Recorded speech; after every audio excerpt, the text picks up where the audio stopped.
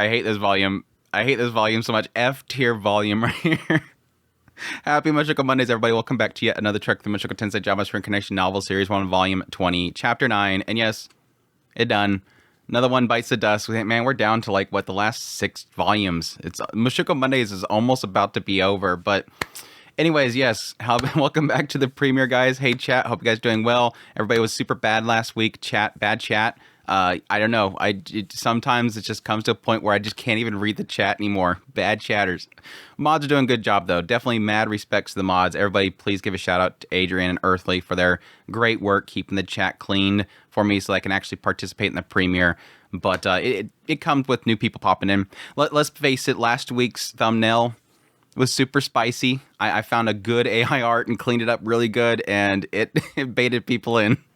It's like my best performing Mushoku Monday video ever because that nice thumbnail. But anyways, thanks guys for dropping by. Hope you guys are doing well. Thank you so much for supporting the channel. Greatly appreciate you guys' kind words. Everybody that supports the channel monetarily through Patreon, tips, links, super thanks, memberships, all that stuff. It means a great deal to me. Last week we had Joshua with a super, What the Fan Art with a super, Gearless with a membership, and 20 gifted subs. Thank you so much, Gearless. Godsmack Diesel with a membership, and Rose Moist with a super.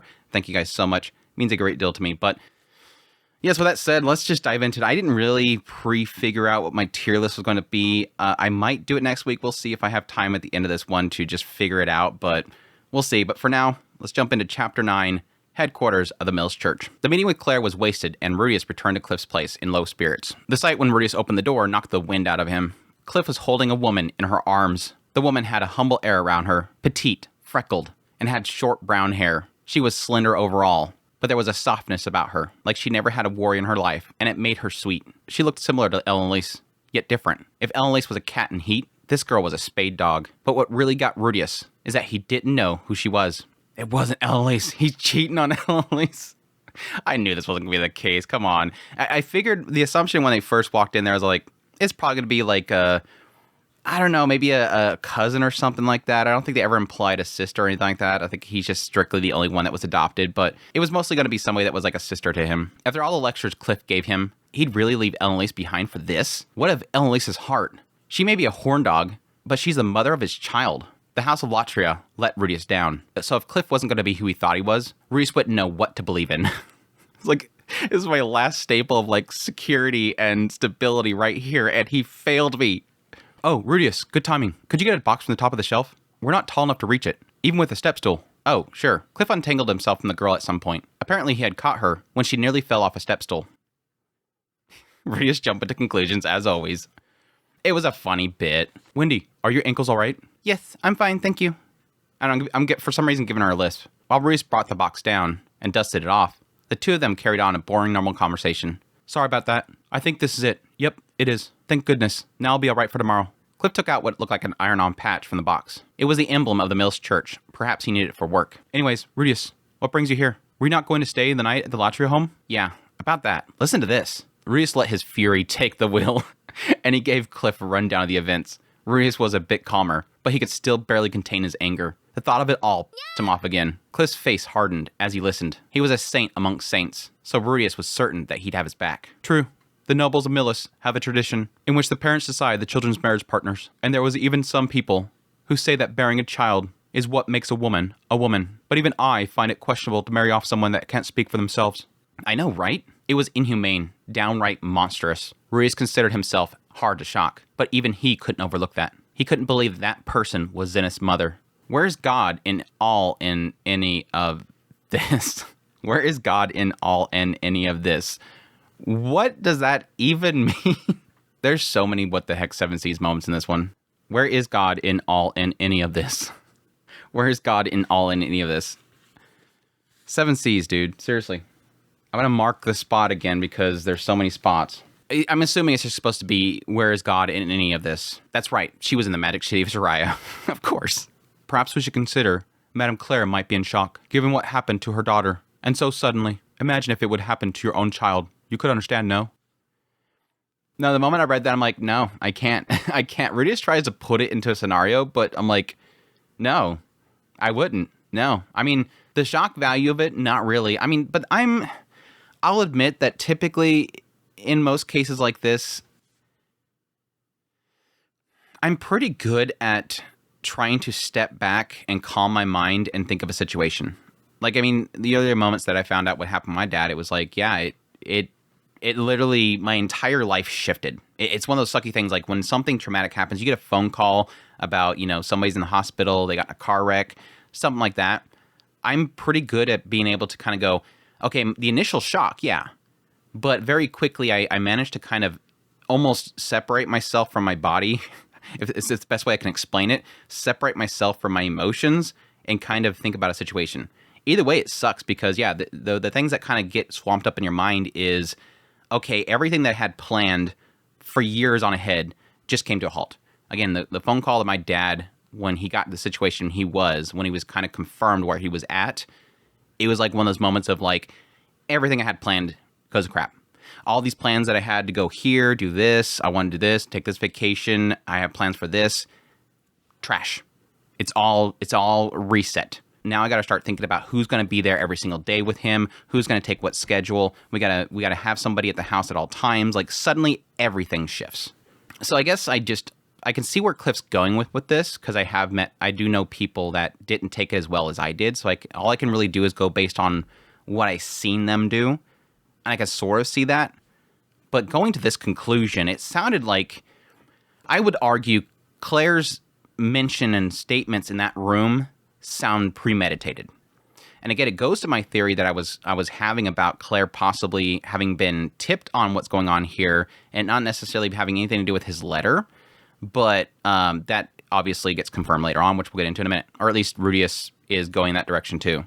Cliff sounded like he was trying to reason with Rudius, while there was hope that Claire would share his anger. From Cliff's perspective, there had to be another side of the story. He must have wanted to stay calm and think about it from the other point of view. Rudius wanted to do that, thinking on his own children, maybe Lucy. No, it was still hard to imagine her. He tried Nor instead, coming home after a long journey, with no personality and a child from another woman. Rudius would certainly be shocked. He'd want to do something for her. No matter how shocked someone became, I can't see how anyone would think about making my mom remarry. This may not be as callous as you think. Putting the talk of children aside, having her remarry a noble would ensure that she's taken care of, even after the parent's death. Good point. I give Cliff credit here. If who she is given to will take care of her. That's the big, massive caveat. It's like, yeah, technically, her as the mother of the family, her as the head of the household, or at least the house itself, not technically the family. Again, her role is to make sure that they have somebody to be married to. That's why she kept emphasizing, if you're not going to do it as a leadership of that house, let her come to this house. I'll handle it. Somebody has to handle it. Norn, is she finding somebody? Well, send her here. I'll find somebody. That's my goal. That's my purpose, is to find place to send these women. And yes, when Zenith comes back in the house, okay, Paul's dead. I got to find her somebody. She has to go to somebody. Because yeah, technically she could die any day, and she has to ensure that Zenith has a home to go into. But that's not the wording she used. That's the problem. That's not the wording she used. She was strictly saying remarry and have a child. And yes, you could say it's because I got to go back and recheck it. I guess technically it can be planted in your head that she said earlier that their role is to have a child because he was questioning about her time of the month and everything like that. Yeah, it could be. It could be that we're so driven in this whole swell of emotions that we're going, assume the worst. She just wants to make a baby-making machine. And I got seriously furious with that whole thing. It was never really worded in the way that you have to ensure her future. It was worded in a way that she could still have children. So again, I follow Cliff here. I can technically see that. And I want to see something. Like I said at the very beginning, I wanted her to be just a big mama bear. That's my hope in everybody. Like somebody was like, why, Andrew, did he not see this coming? Because I like to see the best in people. I said that like several times in the previous Mushoku Monday. I am like Rudius. I don't want to assume the worst. I want to give people credit. I want to give a little leeway. I want to meet them in the middle. I don't want to assume the extremes. I think our society as it is right now, I'm sorry, I'm getting a little bit into, public stuff here and social stuff here. Our society right now is too divided. We're so fixated on you have to be this side or this side. And whenever you talk about anything, we immediately go to extremes. And yes, Mushoku Tensei fans in general experience this a lot. You either have to be like, I hate this thing and everything about it is disgusting and you should never read it or watch it. And then you have the other side that wants to kind of excuse everything that's in it. And yeah, it's hard to find people more and more now with any topic that can be in the middle there. Rudius, and like I said, I do this a lot, is trying to be in the middle there. Don't assume the worst. And yes, when you give enough and eventually you're going to snap. And that's what Rudius does. And it has to do with family. And again, I argued if family wasn't involved, he probably would have stayed in that middle. He would probably have continued to give. But it wasn't until finally he just snapped. Because you keep talking about family. And I'm not going to let this happen. I'll give anything myself, but I'm not going to give you family. Yes, I can see this. I can see the idea that she could have wanted to make sure that Zenith was with a family. But that didn't sound like that. It didn't sound like that. The way that she was putting it, and it could be a factor of just she's not clear with her words, or at least she's not going to sugarcoat it to make it sound like she's appeasing Rudius by saying, don't worry, Rudius. I'm going to make sure she's taken care of. I'm going to find a good noble that will take care of her. They will have children with her, but they're going to make sure she's taken care of. That's going to be her role there, but they're going to make sure that she's taken care of. And try to her purpose there is not to tell him, don't worry. Her role there is to tell him, this is what I'm going to do. And she's done it so often that it's just kind of second nature. Again, I'll give it that. And here's what Rudius says it. That was not the conversation Rudius had with Claire. It was more like she wanted to recycle a tool because it had some utility left. This was Rudius' mother they were talking about. Claire's daughter, who was brought back to her. Seriously, what the hell was her problem? And now I want to go back and check. Leave Zenith and be gone at once. To be clear, I'll permit you to come back here in the future, but you're going to be a stranger to this house. Given what's become of her, I have no choice. She might only be this, but if she can bear children, then marriage is still an option. Again, if you think about it, that is her saying that she is still of value. That she can still, mainly because she can still bear children, we can still marry her to somebody. Again, to what Cliff is saying there. She can still be married because she can bear children. Not because she can bear children, we will marry her out. Again, I can sort of see this. I'll have the girl marry a cardinalist noble. Her good health is quite the silver lining. Yeah. Again, it's just wording. It's wording. It's still me off. It's not going to change the fact that it's still me off. But again, that was that whole thing about cultures and how they see things differently and how it's just hard to really meet in that middle and really kind of disagree with certain things and how it's worded because it's just so normal for them. And I do like that it kind of hints more with what Therese says later on, which starts to get me into my theories and really started pushing my theories around a certain man god.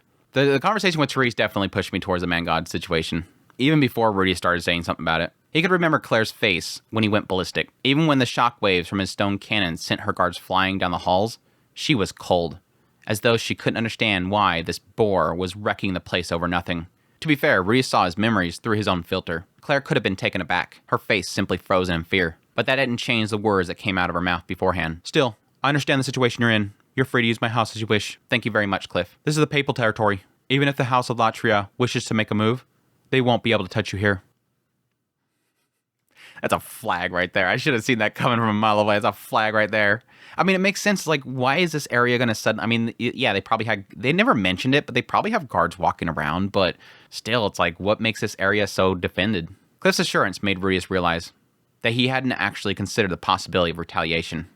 Bingo. I was thinking about that already. As far as Rudius was concerned, Claire and him were through. They would never see each other gain. They would never see each other gain. That must be a PDF issue. That cannot be a goof up. Oh my gosh, no way. No way. Oh, this stuff is so bad.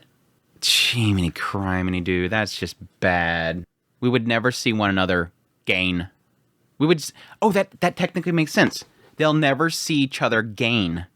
Because they never see each other again, they'll never see each other gain something. So it technically isn't a typo.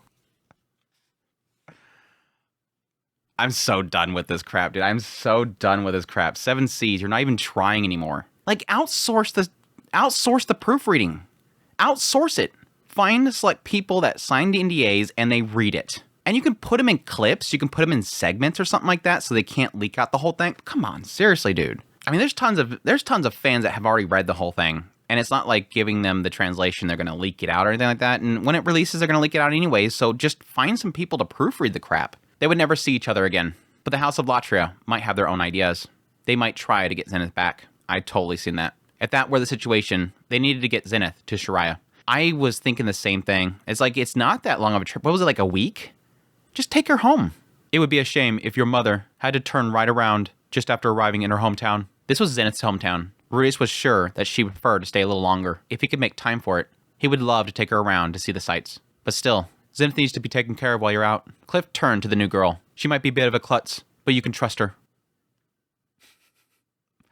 Oh, Cliff, about that. Who is she? Oh, my apologies. I forgot to introduce you. Her name is Wendy. If I had to describe it, yes, I say that our relationship is similar to what you and Sylphie have. I see. I understand completely. No. When Cliff said that, I'm like, oh, that's gotta be a slip of the tongue. I know what Cliff is saying here, but dude, you know where Rudius is gonna go with this. It's one of those moments where, like, when Cliff said that, I immediately knew what he meant.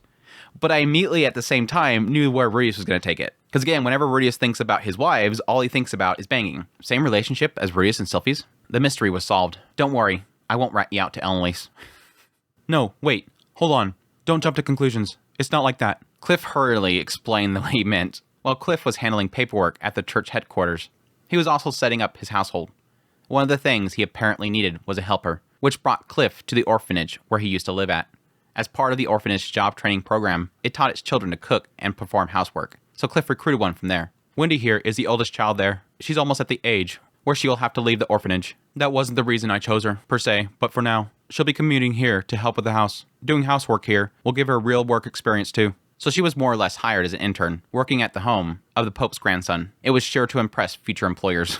I'm Wendy. I can handle all sorts of housework. It's a pleasure to meet you. Saying just like Sylphie made it sound like something scandalous was going on. But basically, they were old friends that played together as kids. While Rudius didn't know Wendy's exact age, he had to wonder if Cliff wouldn't have a moment of weakness with this young girl. Nah, Cliff would be fine.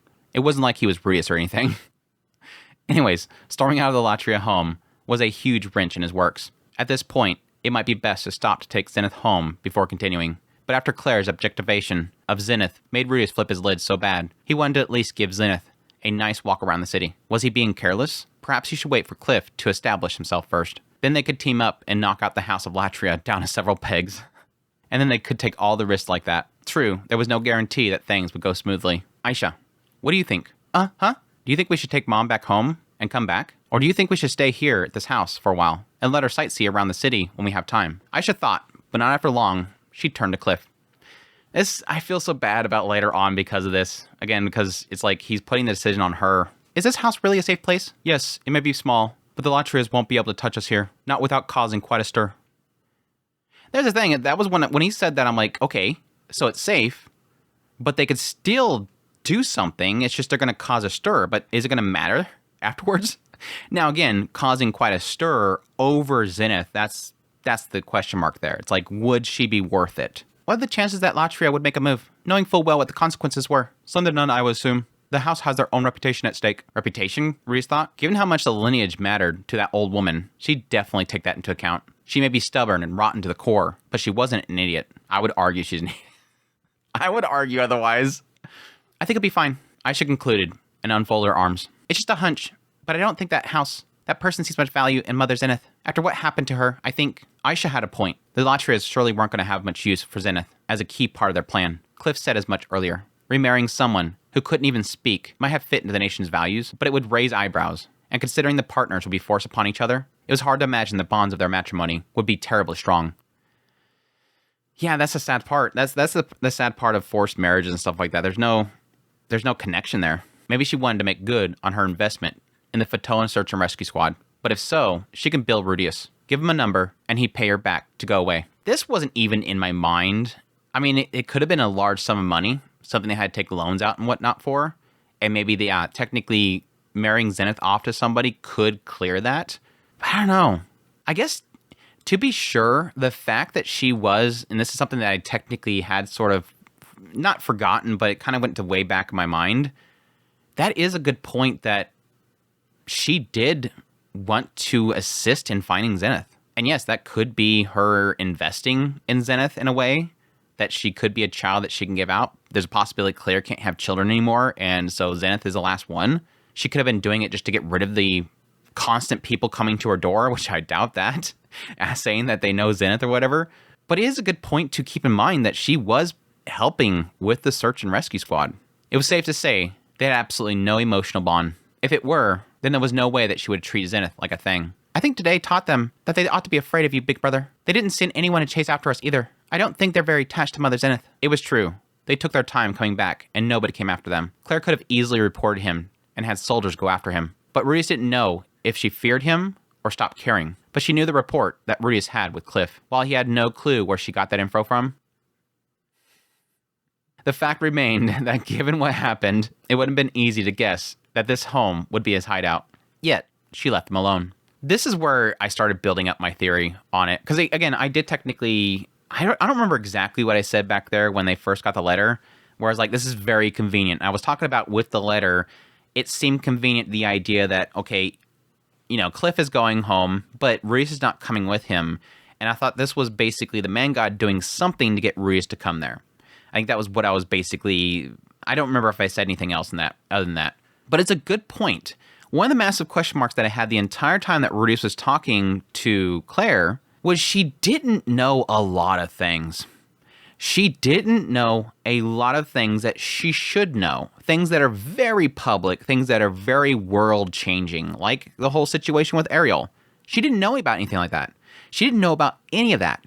She should know something, which led me to believe that how much she did know would have been vague information the man god gave her. And the actions that she took in that room, being very vague and very limited and seemingly without too much purpose, leads to something that happens a lot with the man god, where what advice is given to the person is very vague and not very detailed.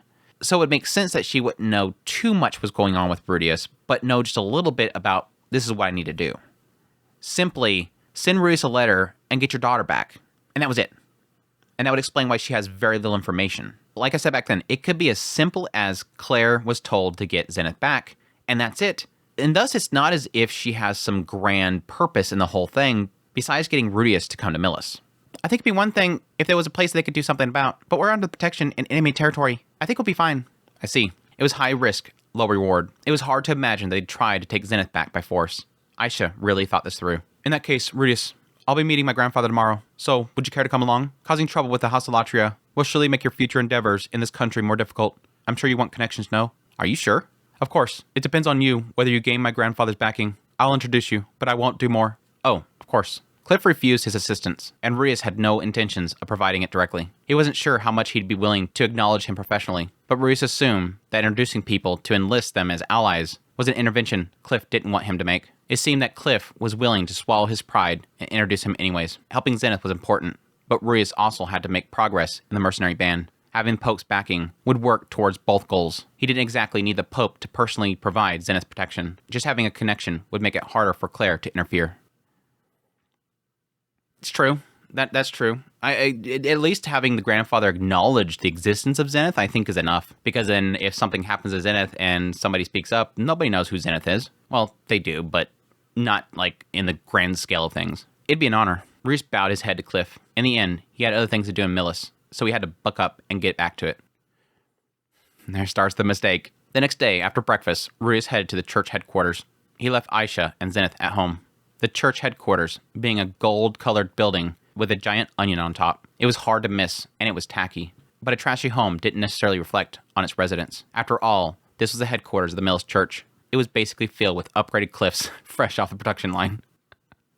It might look in poor taste, but the fact that surely only the purest of saints lived inside was far from guaranteed. He knew as much. In Rudius's past life, everyone knew that politicians and religious leaders were the most corrupt by money. At least, that's how he saw it. It seemed to hold true in this world, too. And the people who held so much power that didn't even know how to fake it always went mask off in the end. Then again, keeping that crowd at arm's length shouldn't pose a problem. Taking a deep breath, Rudius prepared to enter and market himself. He'd show off his deep ties with Orsted and Ariel to make himself look big. He thought that was one of the failures that he had at the Latria home. It could have been why Claire looked down upon him until it went to hell. Today, Rudius would be the most interesting man in the world. That is why he came with his formal robes.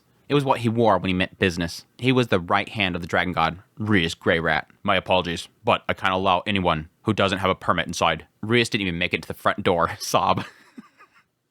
Here we go. Got my game face on, got my suit on, ready to go to battle.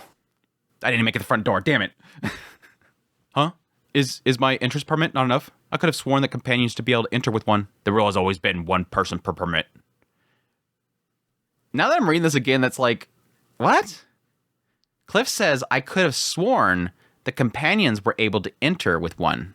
The rule has always been one person per permit. I don't know, I might be looking way too much into that, and yes, it could just be a lapse in Cliff's judgment. It could be that he was always allowed to come with his grandfather, who had just one on, and because it's the Pope. And so Cliff can come in with him. And so that could be why he's misremembered. And yes, it's been a long time. It's been like a decade. But still, it has always been one person per permit. I don't know. Kind of makes me feel like something's changed. I see. Guess people look the other way since I was a child back then. It could be the fact that he's a child. Again, I think it's probably because it was his grandfather. Cliff eyed the patch that he had found last night with a troubled expression. He was wearing his official Mills vestment, patched soon on the chest. You already have a permit, Reverend Cliff, so I believe you can ask them to issue a temporary one inside. Oh, yes, that's right. Apologies. Rudius, I'll get a permit for you, so wait for me here. I understand. I'm in no rush, so feel free to take your time. Cliff disappeared inside, and while Rudius stumbled on his first hurdle, at least he didn't get kicked out before the starter pistol. For now, he took a stroll around the complex for a bit. It was wide, and the building was huge. It was easily 4 times the size of the Latria home. The building was 4 stories tall, and from above, the whole place was structured like a diamond atop a square. That is, rather than overlapping to make an octagon, one square was set inside of the other. The square on the outside consisted of office buildings for the church headquarters. That was probably where all the office workers related to the church and regular priests pushed paper. They seemed to handle religious conversion papers, funeral arrangement applications, and even sales of symbolic charms. If you had business with the Millis Church, this was the place for it. The inner diamond held the Millis Church's curias, residential, and office space. It even had holy statues and temples. As a rule, only the highest of the top brass were permitted to enter. Not even the office workers were told what was going on inside. It was the nucleus of the Millis Church. No wonder you needed a permit. It was understandable, but as Rudius looked around the complex, the sun climbed overhead. He was getting hungry. He's getting hungry a lot in Millis Church. I'm wondering if that's like a signal. It's like one of those things where you never noticed before, and then suddenly when it happens a bunch, it's like, is there something on the Millis continent that makes you hungry all the time? Is there something happening to you, Rudius? It's like, why is suddenly Refugin pointing this out all the time? Maybe Cliff miscalculated on getting a permit. Surely debriefing the Pope on just the trip would take hours. He must have only gotten an appointment with the Pope yesterday, an exception they made for him because he was family, not something you'd get for an outsider. Would it put the Pope on his guard if his newly returned grandson wanted to introduce a weirdo? It had been a rough night trying to help Zenith, but he hadn't forgotten about Annalise's request. He wanted to absolutely avoid holding Cliff back. Maybe I should have waited a few days first, and then made an appointment myself. Considering his plan, Rudius found himself in a garden. The Millis Church's headquarters had 4 gardens. They made up the 4 triangular corners between the inner diamond and the outer square. Each one was planted with vegetation, representing one of the 4 seasons. It was currently spring, and coincidentally, the springtime garden was where he was at. This garden was spilling over with rainbow of flowers, but the bright, light hues of the yellow,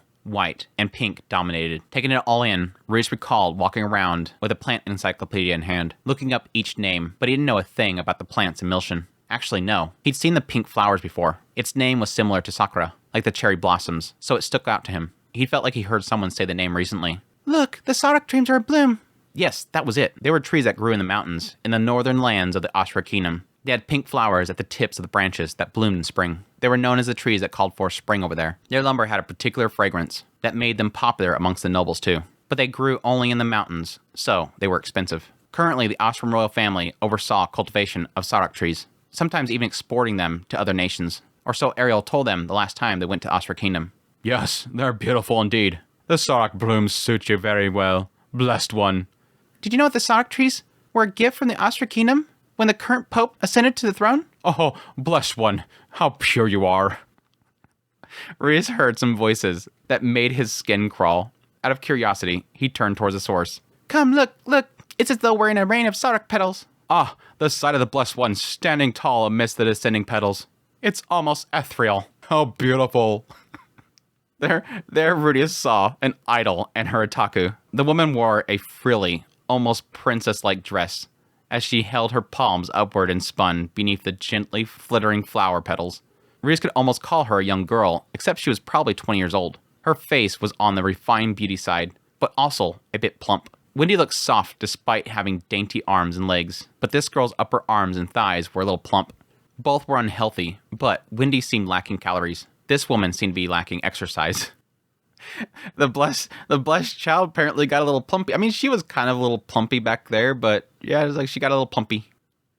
Swarming around the woman was a crowd of men. There was 7 of them, a lucky number. Every time the woman said something, they would agree and breathlessly praise her in this fawning for attention kind of way. Yeah, otaku fawning over their idol. Heck, to them, she may very well be a princess. Rias' mind presumably jumped to otaku because not one of them was a looker. Those unfortunate faces reminded Rias of a familiar one that he used to see in the mirror. He supposed the blue cuirass they all had equipped were a bit outside the scope of typical white knights, though. While they did feel like kindred spirits, Rias didn't feel an iota of comfort. He could feel a tension prickling at his neck. Was it hostility? Well, that shouldn't have been a surprise. Odds were these guys were treating her like royalty because she was royalty, or at least had some similar status. And the guard probably weren't just your ordinary nerds. One look at their demeanor and muscles said they were all hardened warriors. They could have been advanced tier or saint tier swordsmen. That meant they must have noticed Rias. Rias came prepared for the worst and wore his magic armor version 2. While he should have seemed unarmed, given his lack of his staff, Rias clearly wasn't dressed for a picnic. They were understandably on guard. Still, something was off. This feeling had a dimension of something, maybe disconcerting, like a rumbling beneath the surface. It was unease Rias found hard to describe. It was possible that one of the men had been the man god's disciple. Rias wondered if he should test it out, but he had to stop and think. Specifically, he had to calculate the chance that saying the word man god out loud would go horribly wrong. He couldn't do that, but what could he do to draw them out? This was really curious because, I mean, it gets really into this, and I kind of wonder if this feeling is the presence of that blessed child. Like, I wonder if there's something about her that really conflicts with possibly the man god himself, and maybe those that are disciples might be conflicted when around her. And it really does go into what she says. What she says is very odd. What she says is very odd about the man god. I don't think I've seen you around here before. Are you here to convert? While Rias was contemplating his strategy, they made the first move. The girl looked up at Rias with an innocent smile. She crossed her arms behind her hips and leaned forward towards Rias. It was a kind of pose that would make him lose control if it was Sylphie. It's always that. Roxy would never pose like this. If Edis did it, she'd look like a snake sizing up her prey, freezing him stiff and preparing to meet his maker. What's wrong? Rias thought on the question. He wasn't here to convert. He needed to sniff out which one of them was a man god's disciple. So, you're all, god guys? What kind of response is that? In an instant, the 3 otaku whipped out their swords and pointed them at Rias' throat. The remaining 4 grabbed the idol and pulled her back behind them. There wasn't a trace of that fanboy remaining on them. They were now men on the battlefield. Their sunken pupils bore down into the shining whites of their eyes. They were serious, and Rias was sweating. He shouldn't have started the conversation. Wait, he didn't. There is a god. St. Millis is the one true god. For what purpose do you ask something so obvious? Could it be that you don't believe in St. Millis? You don't believe in God? A traitor? A heathen? They interrogated Rias without his input, as their eyes grew darker. This was turning into a witch trial. You're technically in their territory. Again, it was one of those things that I like how Rias kind of points that out. So, sorry, I was thinking about something, and it came out wrong. Please forgive me. This situation called for honest apology. They were right. This was the headquarters of the Millis Church. Everyone here surely believed in one god, St. Millis. There was no worse place to ask something like that.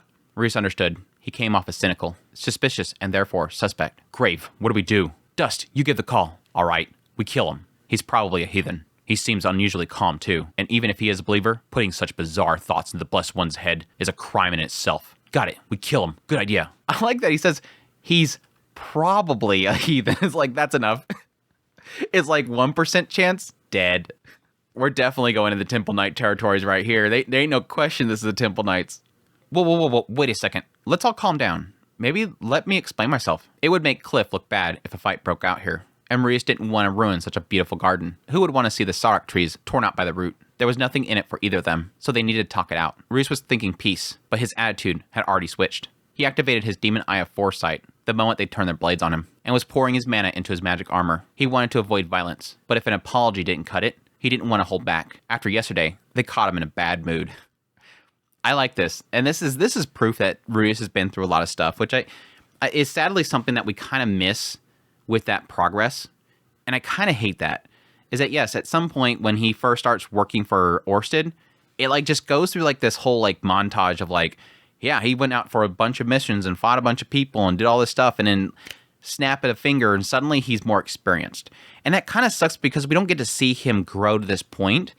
But yeah, you have to take in mind, despite the fact that we don't get to see that change in Rudius, he's been through a lot of battles at this point that he doesn't hesitate anymore. Note here, the moment the threat was in his face, he was already ready to fight. Like, this wasn't he got caught off guard. He never got caught off. The point here is he was not caught off guard, despite the fact that it plays out like he says something stupid and they draw their blades to his neck. No, he was already ready. I do like that. Just sucks that we don't get to see that growth in him. So, you really intend to come at me? Something about his question made them shudder and open their eyes wide. The demon eyes showed them tensing up, pouring strength in their arms and legs. Here they came. Halt! A commanding voice cut through the air, one that sounded just a bit familiar. Its authority cut the tension instantly, and the tension vanished from the men's body. What are you doing? Approaching was a lone female knight, and wore the same cuirass as the otaku. Her calm, refined face was stern, and Rias knew the voice well. Captain, this heathen was attempting to harm the Blessed One. I'm being falsely accused. I simply was looking at the Sirach. Silence you. A heathen? The female knight finally caught Rias' face. Ah! Realizing it was Rudius, her face warmed up into a smile. It's Therese. Miss Therese. It's been so long.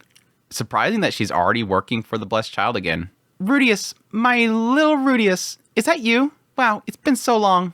She then shot a look at the men, who had their swords drawn, and raised her voice. Stay your blaze. This man is my nephew. After watching the otaku startled with surprise and sheathing their swords, Rudius closed his demon eye of foresight. Therese Latria, Zenith's younger sister, and therefore his aunt. She helped him a lot when he was taking a ship from the Mills continent to the central continent. Therese appeared to be the leader of the swordsmen. They stowed their blades and offered an apology. Reluctantly, of course. Rudius apologized for his own slip of the tongue, but their open hostility didn't change. They continued to keep their idol a safe distance away from him, and remained fiercely vigilant. Oh, do you remember me? Or did you forget since we only seen each other once? Of course I remember. You were a lifesaver in getting us that ship. This makes me wonder, because yeah, this is kind of... Because they skipped Therese in the anime adaptation, I really don't know how they're going to handle this, unless they completely change how he meets Therese right here. It could turn into a thing where, I don't know, maybe she finds out, maybe she spots him leaving House Latria, and she's like, oh, hey, I'm Therese, I'm your mother's sister, and then it just kind of transitions from there. Like, somehow this meeting right here just takes into account that Rudius was at House Latria, and it'll be their first time meeting, because again, the anime, he never meets Therese. And now, granted, I don't know yet, as of this point in this volume, if Therese is even worth a damn in the story. Like, this could be their meeting right here, and the only purpose of him meeting Therese again is for her to implant in his head that something was off. There's a possibility he never meets Therese again. I don't know yet. Don't need it in the chat, by the way. It does make me kind of wonder if this is important. This scene right here is important, which I imagine is important for the Blessed Child alone. How important is Therese? Because they've already cut her once from the anime. Rudius ignored the guys for now. He talked to Therese instead. It really took him back. I heard that you showed up to the family's home, but I didn't think that you'd come to the church's headquarters too. Ah, did you come all this way to see little old me? No, an acquaintance of mine was introducing me to the head of the church. I see that you made your way back here, Therese. Last time that he saw her, she was demoted to the western port city. 10 years had passed since then. It wasn't much of a surprise that she worked her way back up. Yeah, it's kind of a cool thing that she got her spot back. I mean, she was the only one that technically lived out of that whole situation. It was just kind of, she got demoted because she lost her men. But I'd argue she successfully protected the Blessed Child. Well, some stuff happened. She gave off a chuckle and shrugged. He guessed that she had some circumstances where it was a bit hard to talk about. He wouldn't pry. There was something else that he wanted to know. I wonder if her mother kind of pulled some strings to get her back over there. So I take it you were informed about my visit to the family home? Yeah, sounds like you had a spat with my mother. Spat? Is that what you call it? A spat? I heard mother got you pissed off. I know how she is. She probably told you to do this or that, right? That's right. Listen to this. This is interesting. In the opening of this conversation about the mother, I heard mother got you pissed off. She doesn't say you got an argument with my mother. Mother got you pissed off. Like, she's already technically taking Rudius' side right here, which is kind of interesting. It was first time meeting his aunt in a long time. The thought crossed his mind that he didn't know if she was on his side, but he couldn't stop his mouth from running. Before he realized it, he told her every detail about what happened. Looks like he still had plenty of anger pent up. Or maybe it put him at ease to see a real, present smile on a face so similar to Zenith's. Ugh, that sucks to read that. Yes, technically the last time that he met Therese, he noted that she looked like Zenith. I mean, he literally thought it was Zenith. The moment she walked in that door, and this is kind of why I hated that it wasn't in the anime, because that would have been a cool scene to have who looked like Zenith, somebody walking in the door, when he just got done talking to his father about looking for Zenith. And then suddenly this Zenith walks in the door and he literally goes, Mom? It would have been like a cool moment in the anime and they completely skipped it. But anyways, now running into Therese, he sees somebody that looks so similar to Zenith and she has a smile on her face. It kind of sucks. Does that sort of thing fly in this country? No, even this country has its limits. Even for Mother, that's just... I think there had to be some sort of misunderstanding. Still, Rudius, are you sure you didn't say anything that may have gotten Mother angry? If someone picks a fight, they can argue them into the ground. Maybe Orsted? Maybe him bringing up Orsted made her angry? I don't know. This is an interesting thing, because again, this is the point right here where it's like, okay, put Cliff aside. Cliff was trying to be understanding of her. Put that aside. I mean, he said that it might be in a misunderstanding as well. Maybe you're misinterpreting something. Again, we went back there and checked it, which, yes, technically clicks with what Cliff said, that, yes, we were kind of making the assumption based on what she said that she was only seeking to marry her out to make a baby. I still argue, whether you mean that or not, that's what the end thing will be, is that you're setting up the child, her daughter, in some bed with some stranger that she'll never know or probably ever communicate with or learn or meet. Don't even know if she'll even understand them. Setting them up in a bed and putting a bun in the oven. Therese is doing that too, technically. What Cliff was saying there. Even this country has its limits. Even Mother, that seems a bit much, is where I think that she's going with that statement. Even for Mother, that's a bit much. Which that right there, that statement from Therese started having me think the man God told her to do that. The man God told her to get Zenith there to have a child, that her child might be important or something like that, get her over here. That would explain why she possibly is kind of stuck on, this is what I need to do with Zenith, because I was told that I need to do this.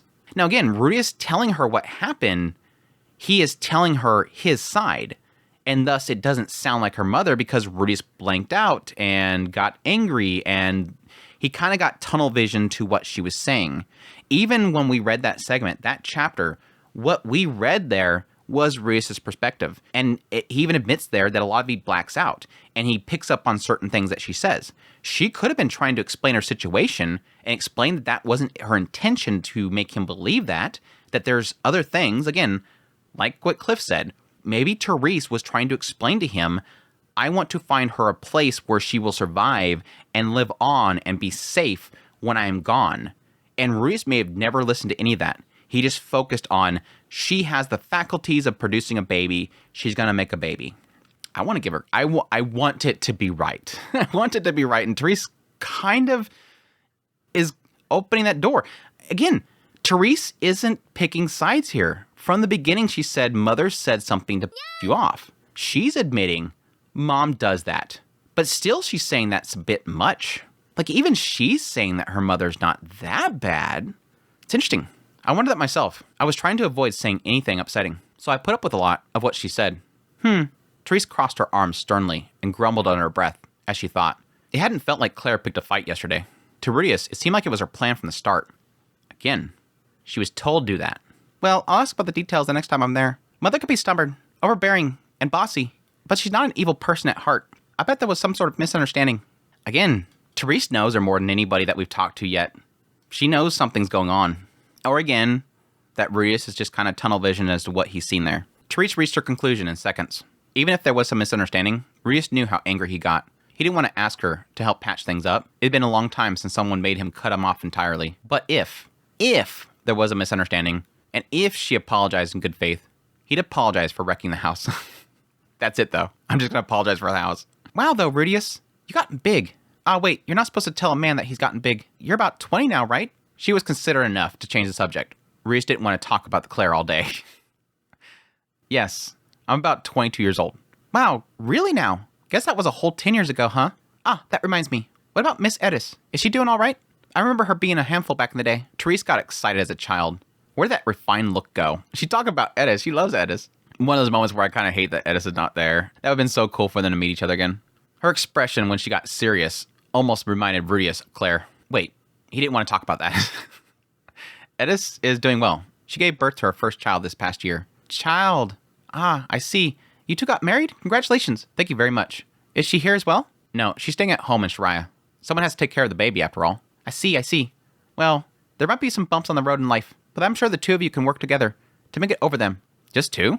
Oh, she was a follower of Millis. He needed to clarify that he's now married to 3 women, but he decided to keep silent for now. He didn't want to upset her, now that they were finally having a happy moment between them. Now, see, here's like, I don't really know why you have to come up with the idea of talk about the wives. I mean, you're going to have problems in life. You can work together. It's like, it's just fine that it's just between the two of you. Yeah, so marriage. Huh. To think that my little Rudius and Miss Edis grew up and got married. Sigh. There's some bumps in the road, but yes, they it wasn't like bam, they got hitched. They had some bumps in the road. Suddenly, Therese looked like her soul was leaving her body. Yeah, I think Therese is turning out to be the midlife crisis grown woman that will never get married archetype of Refugian's story. Marriage apparently was a sensitive topic for her. Given her reaction, she must still be single. That or divorced. If Zenith was around 38, Therese was probably 35-ish. When you consider that adulthood in this world started at 15, and most got married by 20. So, how's work? He's like, yeah, that's right. Zenith is like 38, so she's probably like 35. Yeah, most people, they're adults when they're 15.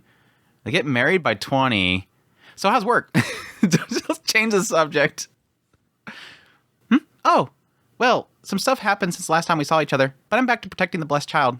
I'm even leading these guys. Glancing at our group, only 2 were still cautious of Rudius. The rest turned back into the girls' entourage. It looked like the problems of the world floated away easily for them. Quite the intimidating bunch. Yeah, ever since the attempted assassination, only the strongest of the Temple Knights have been assigned to guard her. Which means that you met the guys that are a little much.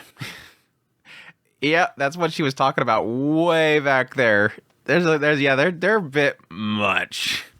It was talking about the idea of not coming back there and how you don't want to be fraternizing with demons and stuff like that because you're going to meet these Temple Knights and some of them are crazy. Yeah, they even talk about the idea that if they heard there was Spurred there, they would probably send like an army to come fight him. And Edis is like, he beat them all. And she's like, yeah, but they're going to they'll fight so they're dead.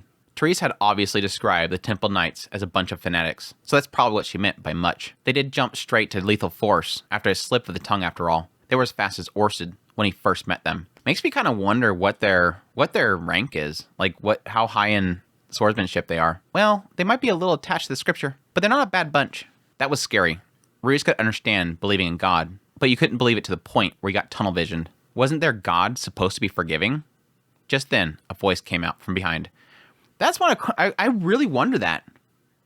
I don't think they've ever mentioned the idea of Millis and forgiveness. I don't recall. I think Cliff might have said something about forgiveness, but I've always kind of been curious about that.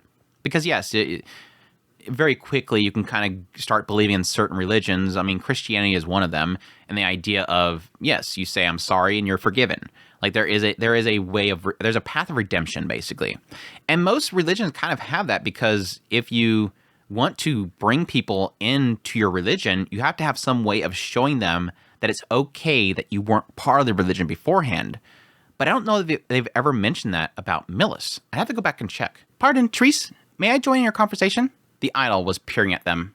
Her entourage was right behind her, ready to draw their blades at a moment's notice. I believe I heard you say the name Edis. Might you be an acquaintance of the red-haired Miss Edis, the swordswoman? Pause. I gotta do the two lines. Pause. How does she know who Edis is? Curious.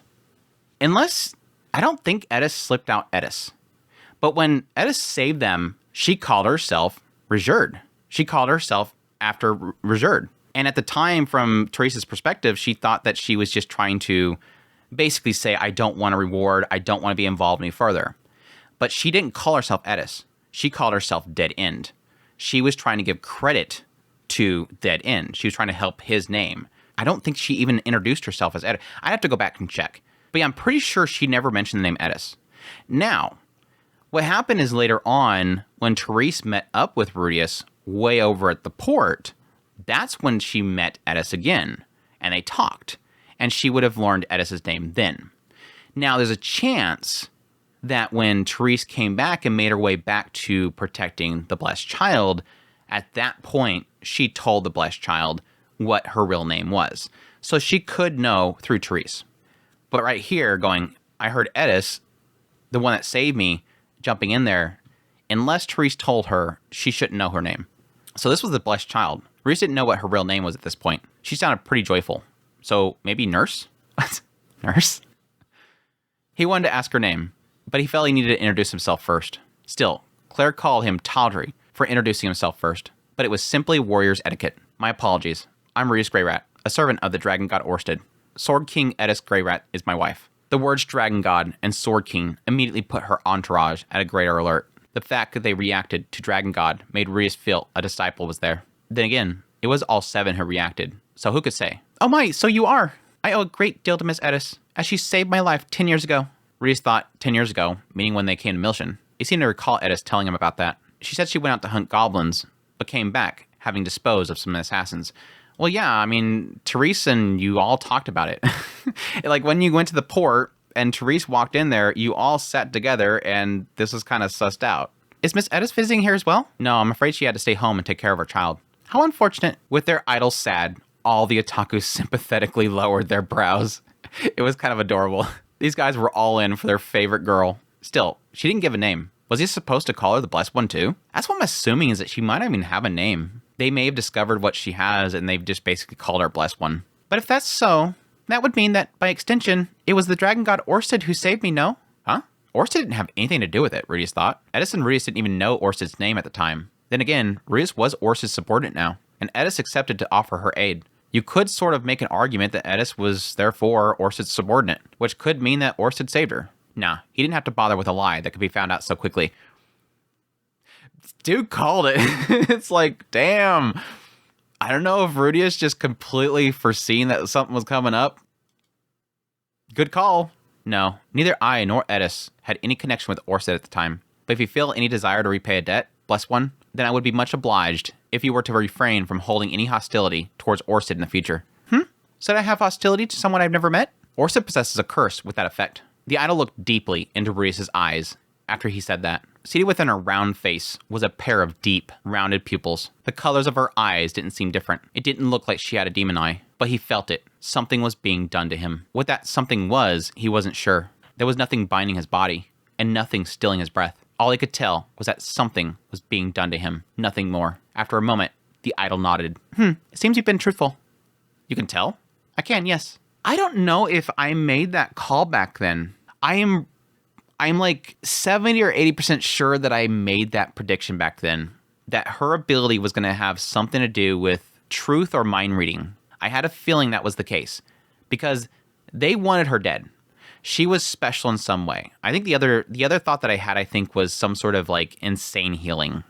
But I think I was going the route of something of a truth seeker, like somebody that can see something. And yes, technically they do. Rudius does get into the idea of possibly reading minds, which that could be at that point back then when Edis saved them. One of two things. She either seen that Edis was lying, which again, she would have to look in her eyes, and I'm not sure that Edis was looking towards her at that time, but she could have seen Edis's eyes and read that she was telling the truth, or was telling a lie that her name was that. Or she could, again, looked into Edis's mind and found out her real name. If she found out that it was a lie, then later on, yes, she could have probably said, hey, Therese, what is her real name? And Therese's like, yeah, I found out what it was. It's Edis. But yeah, I'd have to go back and check. I'm pretty sure that I was predicting it was going to be a truth or mind reading thing. Because again, the threat back then was, again, they were wanting her assassinated. The Pope himself was trying to get her assassinated. She was a threat of some sort.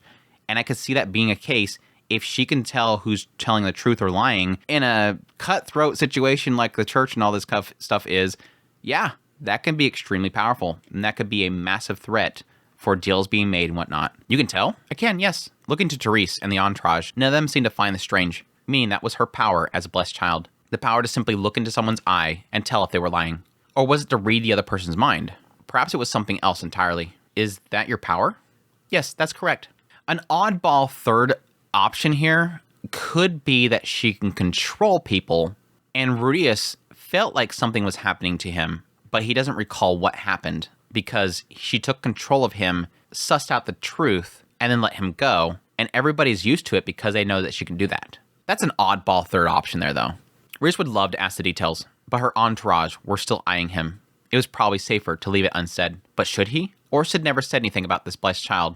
I mean, this is a quick answer here. Why did Orsted never say anything about a blessed child? This blessed child? He's going to Millis. This seems like a kind of oddity in this area. Why would Orsted not mention this girl? She was dead. Again, because the displacement incident didn't happen, he wasn't with Edis, they didn't get displaced together, they didn't travel through Millis continent in any of the other timelines that Orsted had been through.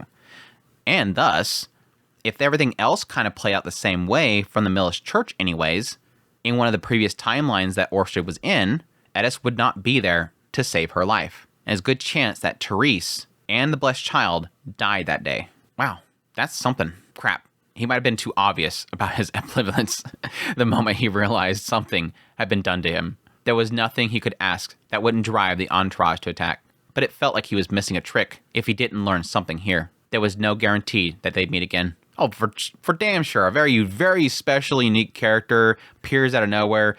You'd for damn sure going to be running into her a lot. I mean, I knew from the moment that she was nearly assassinated how extremely unique that she looked. Riz was going to run into her eventually.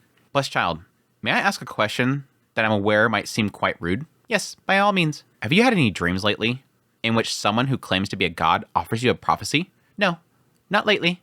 And in fact, not once. And I'm certain I never will. The moment I read that, I'm like, that is a very specific statement there. Very specific. Not lately, not once, and I'm certain I never will. She spoke in no uncertain terms. She looked him in the eyes, listened, and said that neither her past nor future contained such dreams. She seemed to know. Was this another effect of her power? Perhaps it was a power that could refuse to ever meet with the man-god? Maybe she could really read minds. The man-god surely had many more dodgy hidden secrets than Rudius did.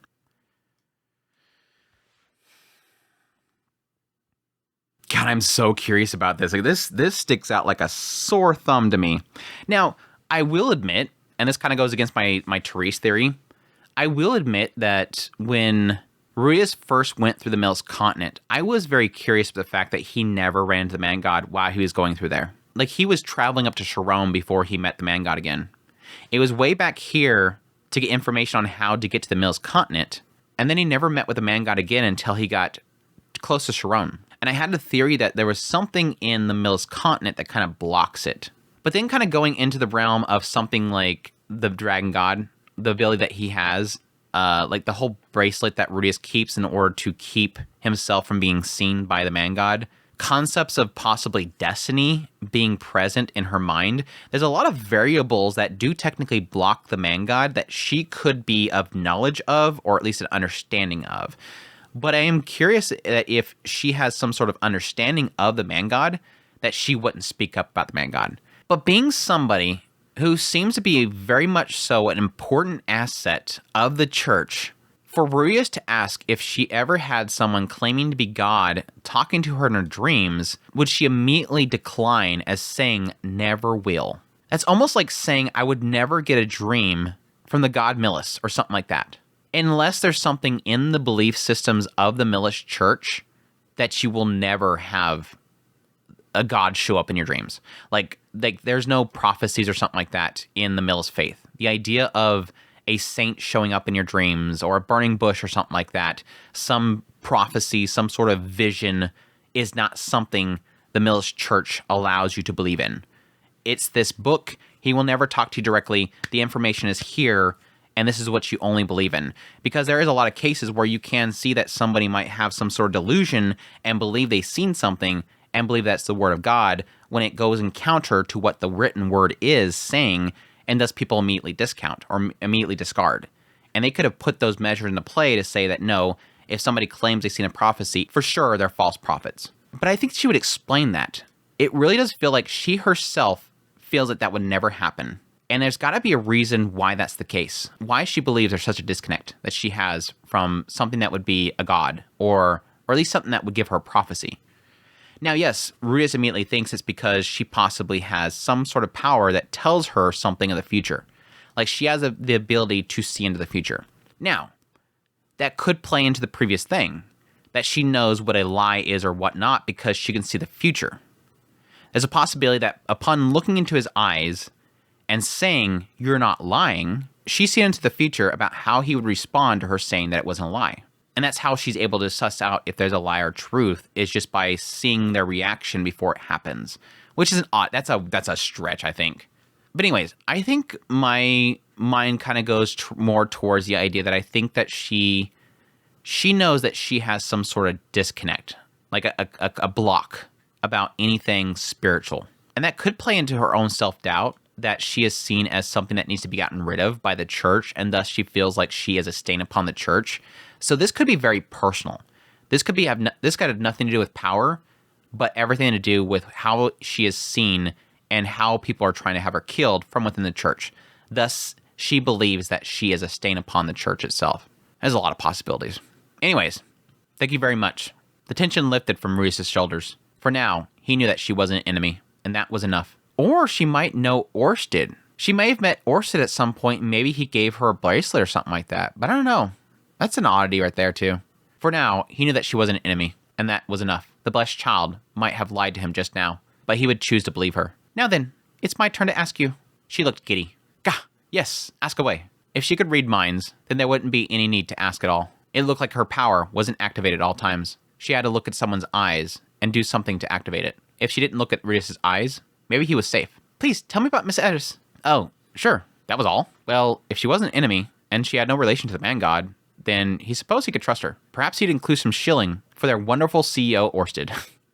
Their company insurance covered pre-existing blessings. With an 80-year history of reliable service, you could rest easy that their top-of-the-line staff would provide you with all the help you needed. And their company is always recruiting associates with a can-do attitude to join the team. Was it overreaching to scout out the blessed child while Ruius was planning to pursue the Pope to back them? Ruius thought the two of them were on different factions. Ruius, are you here? Suddenly, Ruius heard Cliff call out from a distance. It seemed he finally got a permit. My apologies, blessed child, but it seems my time has come. What? Oh, what a shame. The idol furrowed her brow. Her followers followed suit, but also raised their aggro energy. I'm sure I'll be in this town for some time to come, so we can save talk about Edis for later. It's a promise. Also, Therese, if you go to the family home, I'd like you to tell Claire that I'll be responsible for looking after my mom, so she's free to mind her business. Also, if she wants a return on her contributions to the Photon Search and Rescue Squad, tell her that I'll gladly front the money. Any price she names. Got it. I'll tell her. Thank you. After bidding farewell to Therese, he gave a nod to the entourage and left them behind. A blessed child? At a glance, she struck Ruius as a sheltered pygmy or a shallow princess, but he felt some unfathomable depths in her. She told him, clearly, she wasn't an enemy. But Ruius got a sense that she knew who the man god was. He should be on his guard, but he also forgot to ask her name. That dawned on me. It suddenly dawned on me. I don't know that... Okay, yes, he didn't say the man god. He said a man claiming to be God in your dreams. And so, yes, she kind of responded saying that, never have, never will, whatever. There's a good chance that she didn't lie, but she has met the man god. Why I say that, and it sort of is kind of triggered right here. Ruius got a sense that she knew who the man god was. Let's play that scenario out. If she does know who the man god is, it could be that somebody who has met the man god has talked to her. So she knows about the man god, but she's never met the man god. But in knowing how the man god works, possibly somebody saying how he works and how he likes to lie a lot, he's very deceiving, she can assume that she would never meet this person because she would see through the lies. But there's a chance that she has met the man god. He never claimed to be a god, but she's seen through his lies, and thus she knows that she'll never meet him again because she's able to see through his lies. That she technically has the ability to block his deception. He can't deceive her, thus can't trick her, and thus she is of no use to him. That could be it. That she's met him, has learned about him, but can see through his lies, so she assumes that she'll never be used by him or confronted by him because of her power. I think that's where it's at. But yes, I've been seeing this coming from a mile away ever since what? Volume 5. I have been seeing this coming since Volume 5, because I think Volume 5 had the Goblin Slaying chapter in it. The moment I think they described Cliff the Pope, and I assumed that Cliff was going to come back in the picture, and sure enough, here comes Cliff again, and he's becoming a friend of Rudius. It has been boiling up for a while now. This idea of, here's Therese, here's the family Latria, here's this blessed child that's special in some way, and they're all kind of at odds with each other. The Cliff, Rudius' friend, is at odds with this blessed child, and Therese and Latria, they're all at odds with each other. This has been something building up for some time now. I was just very curious as to what point we were going to finally meet the blessed child that is on this side of the party. But there was something that was telling me that this blessed child was going to be special in some way, and that Rudius was going to have to protect her. I just had a feeling at some point this blessed child will be important and Rudius will have to protect her. And of course, the conflict that creates is that it goes against Cliff. This is going to be the biggest struggle I think that Rudius is going to run into. Is I'm wondering, my prediction right now is that Rudius at some point is going to contact Orsid. Say, who is this blessed child? He's going to immediately write back saying, she's been dead in every loop, but I know who she is. If she's still alive, protect her. She has something, and again, I think it's because she can see through the lies. She will be a great asset to us. Don't let her die.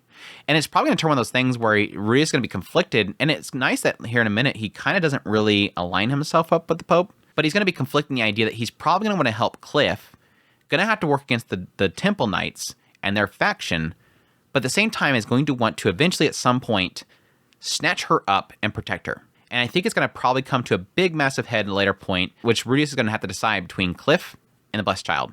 I wonder how he's going to resolve it. The question is, though, is how connected the Blessed Child is with that faction. Is she just a tool of somebody of that faction, or is she actually aligned with it? What does she have to gain personally with being on that side? Can Rudius bring her to the Pope's side? I think he possibly could bring her to the Pope's side, to Cliff's grandfather's side, but I think the problem is that I don't think the Pope wants her alive. That obviously is going to be the question mark, is why is the Pope wanting her dead? Is it because she's a threat to the order they have because she can see through lies? Or is it simply because she's on the other side of the line? If she's brought over to his side, would he care to have her dead then? Would he allow her to stick around? Would she no longer be a threat to him? I think he fears her ability to see through the lies. Anyhow, chapter 10, the Pope and ... Geese. The Pope and Geese. Let's just put it in there. The Pope and Geese. I hate this chapter. Before entering the inner sanctum, Rudius had undergone body search of weapons. He had to give up everything from his trusty knife to his scroll. We'll hold on to your belongings. They didn't seem to view his armor as weapon, because they didn't ask him to take it off. Cliff certainly knew, but the fact that he didn't say anything was probably a sign of trust. So as a show of equal good faith, Rudius gave up his 2 gauntlets as well. The left one had a stone of absorption, and the right could fire off a shotgun blast. That's interesting. I wonder if it's like got a tube down in there, or if it's just a spell encircled on there. It's got an extra finger. Or they're extra long fingers and just shoot I don't know, the Marvel character. The central area was a maze of halls. No straightaway in sight. A labyrinth of twists and turns. The flat white walls obscured where the turns were, and where they may take you. It was surely built against an enemy invasion, similar to a castle. Cliff glided smoothly through it all, eventually to the Pope's office. It was guarded by 2 knights and a barrier. Just to clarify, you won't be able to use magic in here. Got it. It was probably a Saint tier or King tier barrier. The knights look at that rank too. If a fight broke out, it would be all this against his fists. Your Holiness, I brought your visitor. Beyond the transparent barrier was Cliff's grandfather, Harry Grimoire. Grimoire, actually. Sorry, not Grimoire. Grimoire. Harry Grimoire. He looked like a gentle old man that the letter gave the indication of. He had a long white beard and wore vestments embroidered with gold. There was no sense of Saros' force or Rada's incisiveness. Rudius couldn't feel an air of strength. Instead, a great presence of a magnanimous heart. Another magnanimous person. Everywhere. It was like instant recognition. He felt no aura, just warmth. It was hard to explain. Allow me to introduce you. This is Rudius Greyrat. He's an underclassman of mine in the Renoa University of Magic. He's an incredibly brilliant man with an aptitude of magic that exceeds even my own. As our friendship is one that I intend to maintain, it seems prudent to present him to you. The Pope nodded along to the introduction with a placid look on his face. It seemed like any further explanation would have to come from Rudius' mouth. As Cliff had discussed it last night, all he would do is introduce him. Any agenda Rudius had would require him to take the first step. I see then. I take it that Mr. Rudius has come to request something of me. Perhaps permission to set up his mercenary band. Maybe permission to sell superb figures. Or could it be an invitation to join the dragon god Orsted's forces? Or not. Sounded like good old Cliff preempted him a little. Nope. I immediately was like, nope, this dude looked into you, dude. This dude looked into you. Fill him in on goals, position, and reasons for coming here. Well, Reese would get into all that eventually. If anything, not needing to start out from scratch was a time saver. Wait. Cliff looked back and forth between them, with his eyes widened with surprise. I see. The right hand of the Dragon God is not easily rattled. Not even a twitch of the eyebrow. You should take notes, Cliff. The Pope had a good first impression of him. Before Reese's soft brain even caught up with what was going on, it was too late. The Pope mistook him for a bad... Reese just assumed that happened with Cliff, and so he wasn't even rattled, and so the guy's like, yeah, this boy's strong. Apologies, I did some research beforehand. The Pope began reading off a nearby document with a light smile. Rudius Greyrat, blood relative of the distinguished house of the Notos Greyrats, son of Paul Greyrat, and pupil to the Sword King Gilang Dodolia. You were caught up in the displacement incident, but it was a mere 3 years. You managed to return to your homeland on your own strength. Shortly after, you enrolled in the University of Magic and befriended Princess Ariel. Years later, you battled against the Dragon God Orsted and surrendered to him. You worked behind the scenes during the turmoil of the Osran Kingdom to defeat both the Water God Rhaeda and the North Emperor Arbor. You pushed for Ariel Anamoy Osura to assume the current position as ruler. After that, you worked to expand your private army into the lands around the world, while persuading those with power to cooperate with the Dragon God Orsted. Am I missing anything? I also have 3 wives. Get out! I have 3 wives too. Get the hell out of here. Sorry, it was funny. Not bad, but nothing obscure. It was not like Rudius did any of that in secret. Surprising though, the biggest one that he left out is Sharon. He got all of that information, but the one thing missing was everything around Sharon. He never had any information about Sharon. Now, granted, that was one of the rare cases where he was mostly working in the background, but he was present at the fort. Now, it could be because revisionist history here, they probably didn't write anything about what happened at the fort. Now, granted, the people of the opposite kingdom might have known who Rudius was at that point, but still very interesting that nothing that transpired in Sharon was mentioned there. And that was kind of a big deal. It was all out there to find if somebody wanted to. Besides, the Pope himself can have no secrets. His biography is picked apart by thousands. Research like this merely leveled the playing field. That said, it wasn't all correct. There are 3 mistakes. By no means did I return from the Demon Continent on my own strength alone. I had the help of a superb warrior by the name of Rajerd. I was not the man who defeated the Water God Rhaeda. It was the Dragon God Orsted. Likewise, Arbor was defeated by combined efforts of the Sword God Ghislaine and the Sword King Edis. Last, and by far most important, I would like to add that I am in fact the pupil of the King Tier Water Mage, Roxy Madurdia. Oh my, an honest one, I see. The Pope nodded to himself and wrote something down on a sheet of paper. While Rudius didn't know what he wrote, he hoped that it was part about being Roxy's pupil. It's been a while since he's had that whole kind of geeking out about Roxy thing. I guess he did it at Sharon. So does this mean your reason for selling the Superb figurines is to repay your debt to their race? You're not plotting to overthrow the government by increasing literacy rates. That's right. How now? Reese wondered what raising literacy rates had to do with overthrowing government. That's literally what everybody talks about whenever you talk about this, Rudius. The idea is to give them knowledge so that they can essentially disperse information and thus uprise. I thought Rudius thought about that once. I could have swore that Rudius discussed that at some point. Rudius guessed it was the same logic as a butterfly causing a tornado with a flap of its wings. Not really. No, it's nothing to do with that.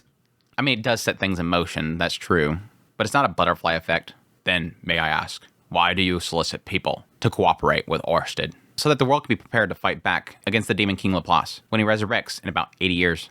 The Pope didn't bat an eye to that answer, just nodded understandingly. I see. So you took advantage of Cliff to reach me here and request my cooperation, no?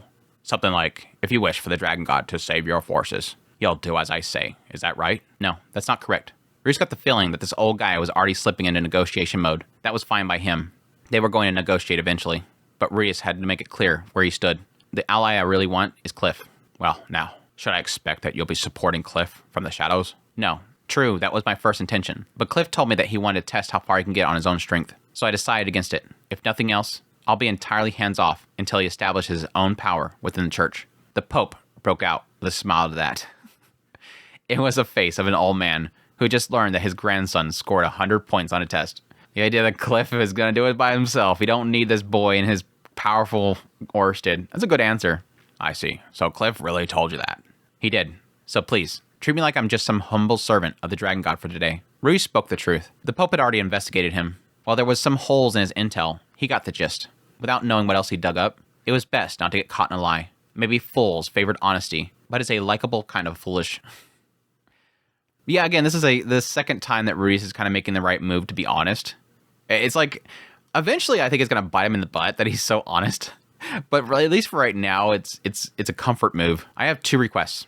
I'd like assistance with creating a mercenary band, and I'd like permission to sell the superb figurines. The matter with the House of Latria could wait for now. That was personal. Anyway, having some connections would incidentally strengthen his position there. The Pope looked at him with a smile subtly spread across his face. It was like a poker face, and his expression betrayed nothing. You know, human connections, once established, can never truly be severed, no matter how hard some may try. Ruiz wondered if that was a word of warning, perhaps to Ruiz for making his request as someone cut off from Cliff, or perhaps to Cliff, who wanted to cut Ruiz off to test his own strength.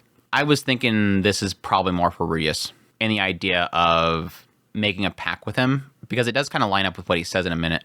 So in light of your connection with Cliff, I will assist you with your mercenary band. Just like that, Ruiz had his wish.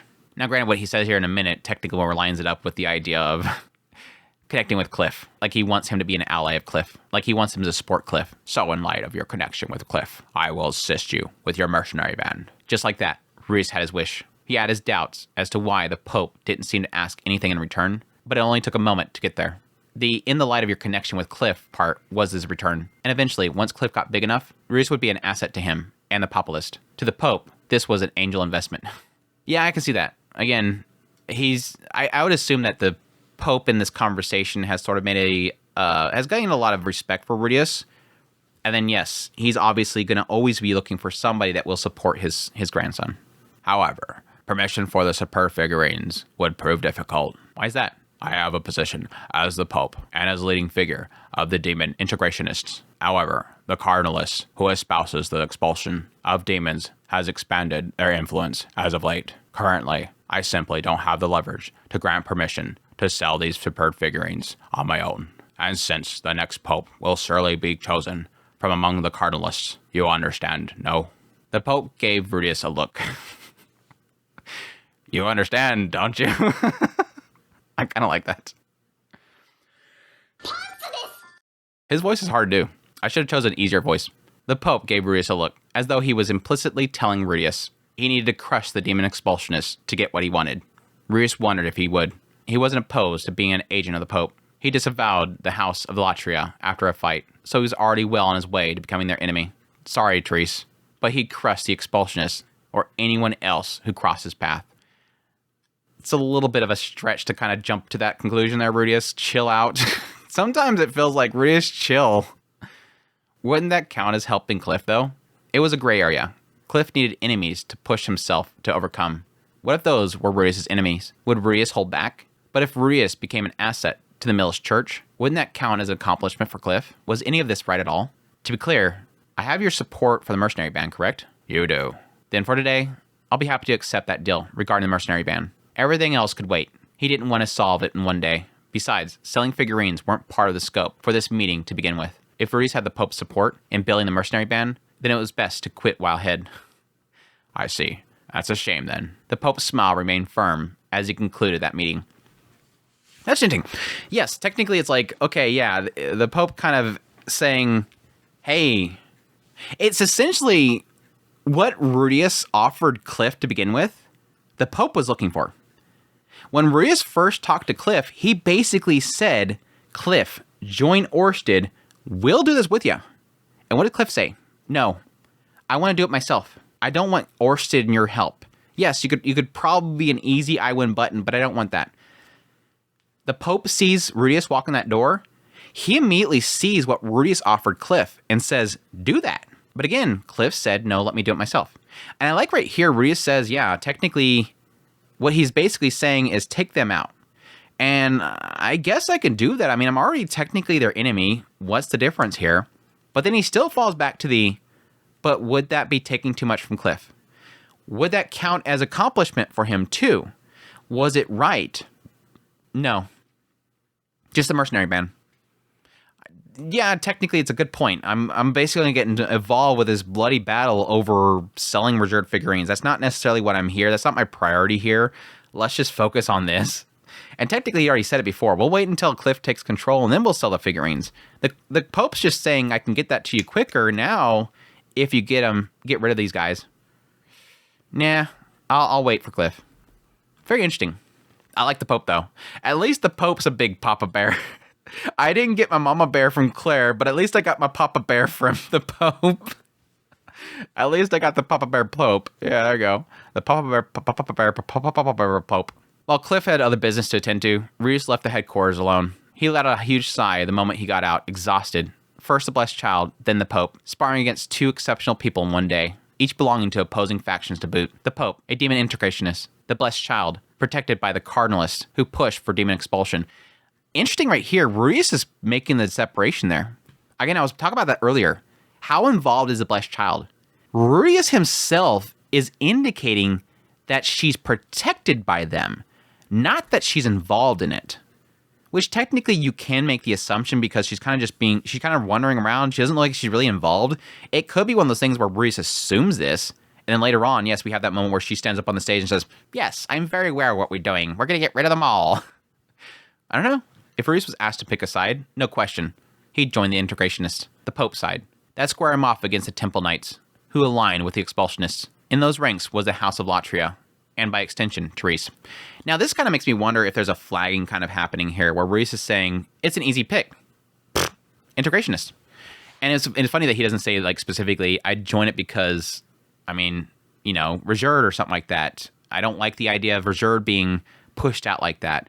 Maybe doing this will help reserved, or, even, like, Roxy and all these other demons be able to walk into Millis and there not be hate against them. Yeah, he's like, just simply, Pope side. I'm gonna join the Pope side.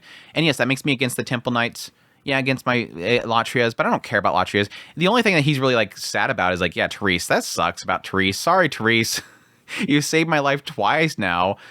Sorry about that. But I feel like it's such an easy pick here that it kind of feels like it's flagging it. Again, like I said earlier, my assumption has already been for quite a while now is that at some point he's going to have to protect this Blessed Child. I just feel like it, some reason.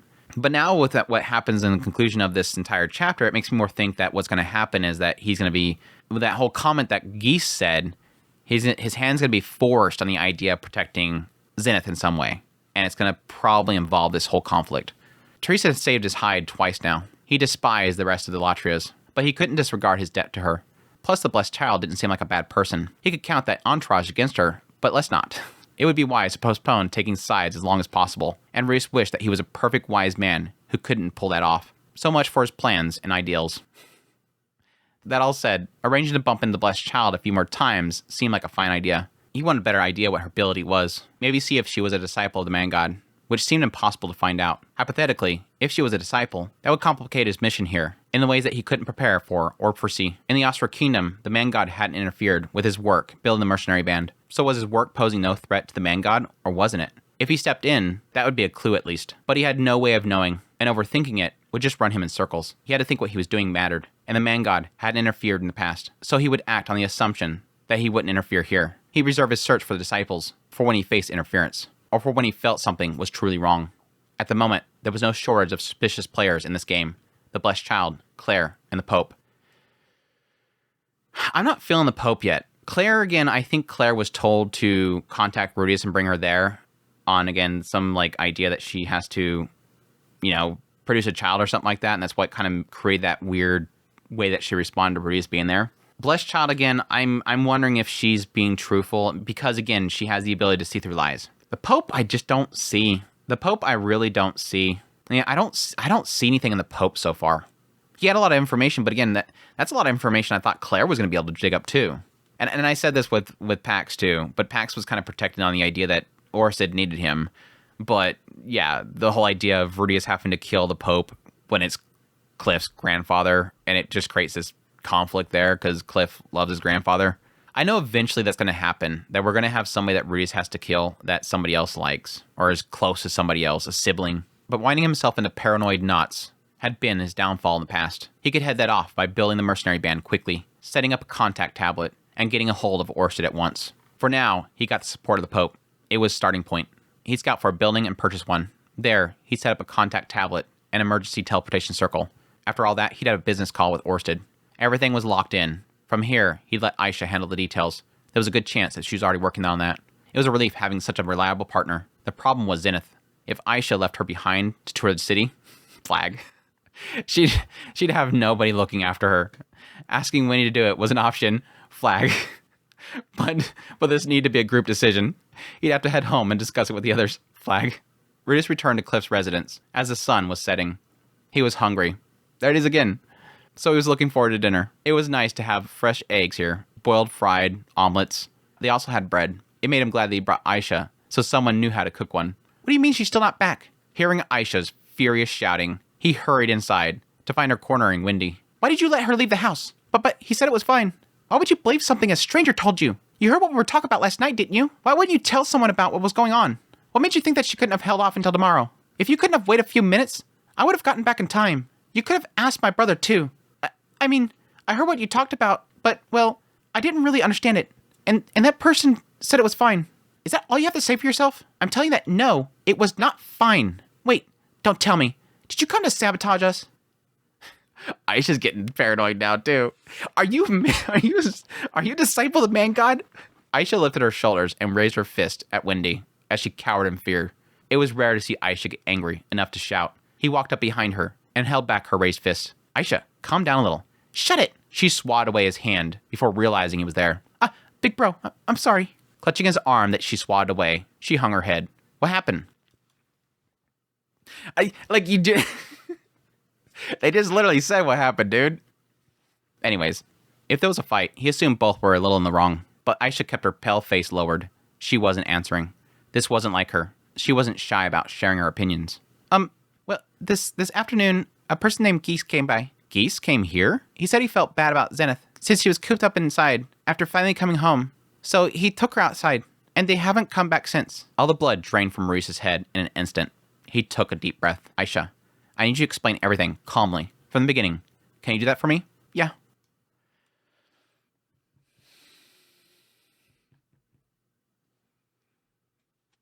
I'm not mad at Aisha. I'm not mad at Wendy. Geese. It's all about Geese. Damn it, Geese. Dude did not waste any time rushing in there grabbing up Zenith. He knew it was coming. Now, this goes to my first theory about Geese. I had two theories about Geese. One, that he was, by saying Rudius, do you remember what Paul said? It was the idea, the only one that stood out, the only quote that stood out was, protect your mother, even if it kills you. Geese was saying that because he's working with a man god, and the man god is going to use Zenith at some point, or at least Geese is putting a plan together for the man god that will involve Zenith in some way. And he was basically telling Rudius, prepare for that. Or part of the plan to get Rudius killed to help the man god will be to use something that will get him emotional and as leverage against him, which will be Zenith. So he's warning him there that that's coming. Protect your mother. See how well you do kind of thing. It was like a tip of the head. Here's what's coming. Prepare yourself. The moment Geese seen them come in there, he knew they were coming. Before they even came there, he knew they were coming. And then he knew they were bringing Zenith. He was prepared for this. And the moment Rudius went somewhere else, snatch. That afternoon, Geese came to Cliff's house. He introduced himself as Zenith's friend, coming to check up on her. Aisha didn't see him for herself. She wasn't here. But after hearing Wendy describe him, she was certain it was Geese. Where were you, Aisha? I figured we needed a bunch of stuff to live here, so I went out shopping. Wendy can't read, and she probably wouldn't know what we needed. So I did it. I'm sorry. No, it's fine. Aisha had a lapse in judgment, and during that lapse, something that could have never been predicted occurred. These things do happen. People mess up. It was fine. No, I should never mess up. I should never messes up, Rudius. Geese chatted away with Wendy and Zenith for a while. Then Geese said, I feel bad for Zenith. All cooped up inside after finally coming home. I'll take her around and see the sights. Bastard. Punch that dude. Wendy allowed it. A part of Rudius was so dumbfounded by this that he wanted to clutch his head and scream. She'd been there when they talked last night, hadn't she? Hadn't she heard? But he couldn't pin it all on Wendy. She didn't see how awful the Latrias were herself. She only had secondhand knowledge. It made sense that she didn't understand that they were dangerous. Besides, Geese had a way with words. If he had nothing else going for him, he could talk anybody into anything. Rudius had planned showing Zenith around himself, so he could hardly blame Wendy for letting her guard down, and thinking an hour outing with a friend would be all right.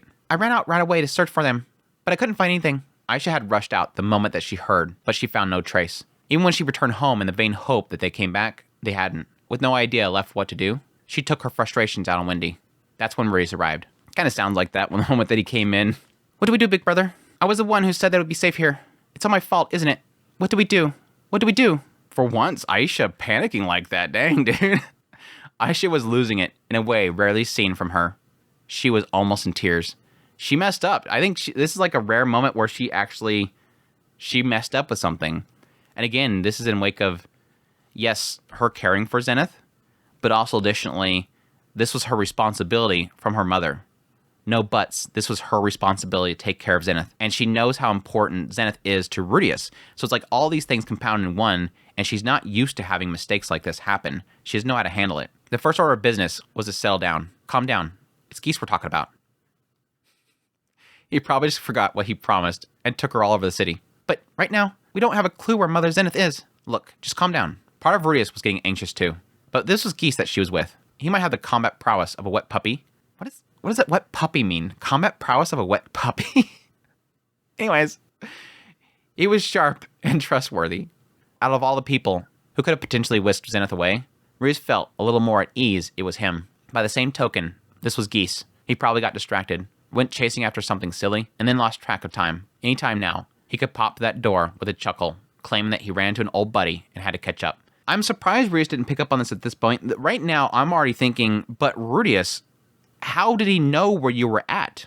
That's a massive red flag right there. That Geese, who said that he would go nowhere near that district, suddenly shows up, knows exactly where Zenith is, and walked through that door. Everything does not add up here, Rudius. This would be a massive red flag. Again, oh, let me off right here. Can't go in there. The demon would be crazy to go in there. And he strolled in there to check up on Zenith. And again, knew where they were at. Knew which house to go to. Knew that Cliff was grandson of the Pope and where the Pope actually lived. Strolled in that door. Knew exactly when he'd be gone.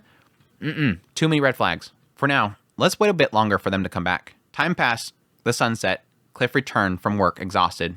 But Zenith and Geese remained gone. I don't like this. I don't like this. Now, there is a side of me that believes that, yes, obviously Geese being wrapped up with the things of the man god, there is a side of me that kind of believes that Geese wouldn't do anything to harm Zenith. I think he would help the man god in some way, but I don't know that. I don't know. Geese just feels like just a massive wild card because we don't hear much about his emotion and how he feels about people. Yes, he's with them for a long time, but it's hard to figure out just how much he cares about people. And again, I feel like most of the times that Rudius has ran into Geese has always been at the call of the man god. Like there's a chance that the man god sent him to randomly shows up at the Beast Folk village and gets himself caught inside of a cage. Was probably told by the man god, get yourself caught and thrown in the cage, and you'll meet somebody there. But I never get a sense about what Geese actually feels about people. Does he care about Zenith? Does he care about Paul? Does he care about anybody but himself? I want to hope that he cares about Zenith and he wouldn't harm Zenith. But would he? He might be working for the man god right now and putting something together to get Rudius involved, but he may never harm Zenith. I don't know. Their wait wasn't a waste of time. In those hours, Aisha and Rudius were able to calm down. Maybe.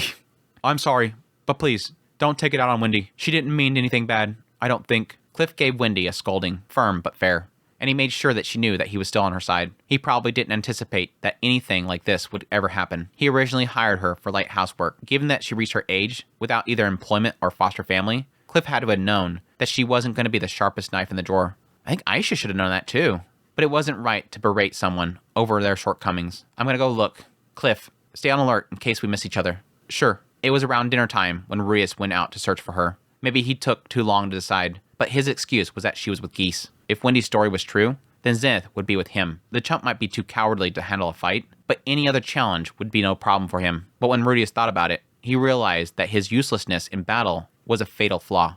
If he had to fight, he wouldn't be able to protect Zenith. Geese had developed a knack for avoiding danger to make up for it. But something could go very wrong. Zenith could bump into a tough-looking dude. There were even women who wouldn't hesitate to throw a punch for a funny look. Geese was a demon. What would the House of Latria think if they spotted him with Zenith? Rudius wouldn't let her stay with them, but he would let her walk around with a demon. They might even attack and take Zenith by force.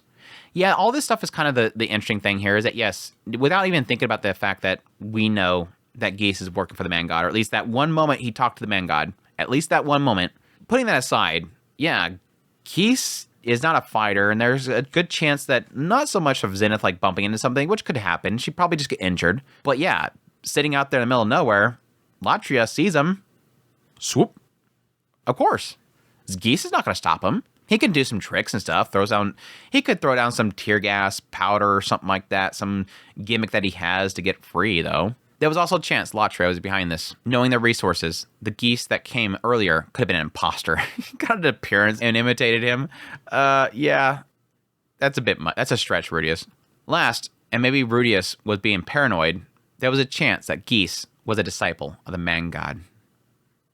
Now Rudius is like, finally he actually makes a right call according to that chapter. Now he's paranoid, though. Finally picking up on it. Why was he here when he hated the holy country of Millis so much anyways? Again, why did he go into the Divine District? Again, how did he know which house? Again, now granted, I will give credit that Geese does have information networks. He could figure it out where this guy, he's Cliff, where were you living at? He could figure it out, I guess. Rudius geared up his armor and robe before leaving the house. Aisha followed his lead, like it was the most natural thing in the world. She must have been anxious over Zenith's disappearance. If she was, it was all the more vital that Rudius stayed calm. Where do we go first? Do we split up? No, I can't risk you getting kidnapped. We'll go together. Oh, okay. Got it. Aisha's breath hitched at the word kidnap. She had to have considered that possibility. There was plenty of kidnappers in this world after all. It wasn't all that likely, though. Maybe not if she had been stumbling around alone. But she was with Geese. Beating the crap out of Geese to make Zenith a slave was a lot of work, so many would opt for someone more defenseless. That's a sad reality, yeah. It's like, skip this one. That one over there is alone. Might as well go for them. But Zenith is beautiful. That's the problem. That's the problem. After a few steps, Rudius stopped. Where was he supposed to look? He started slipping, so he probably wasn't fully calmed down. People didn't calm down just by telling themselves to. True.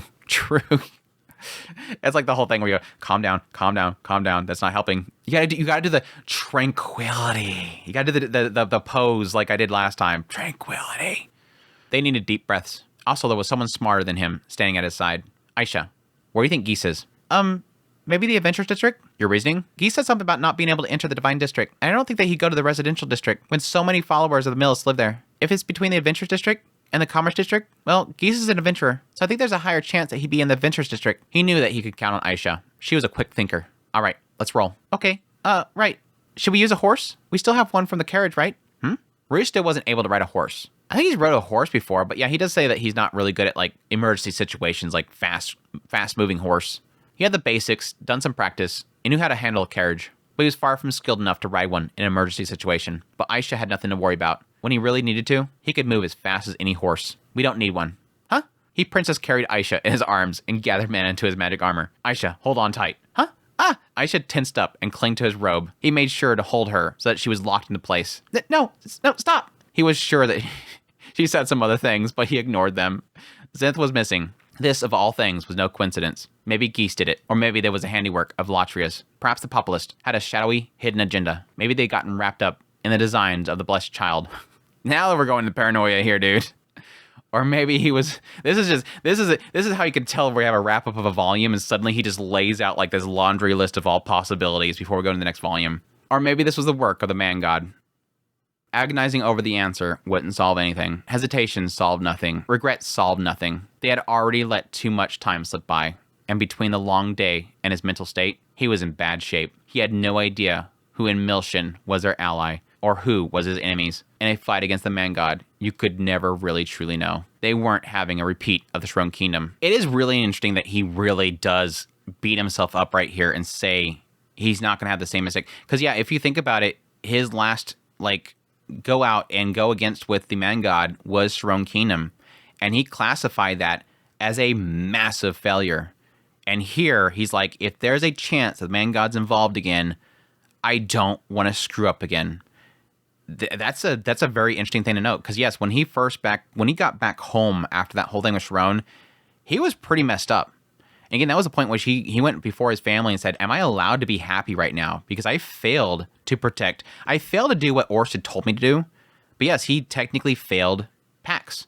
He failed Zenoba. He failed his mission.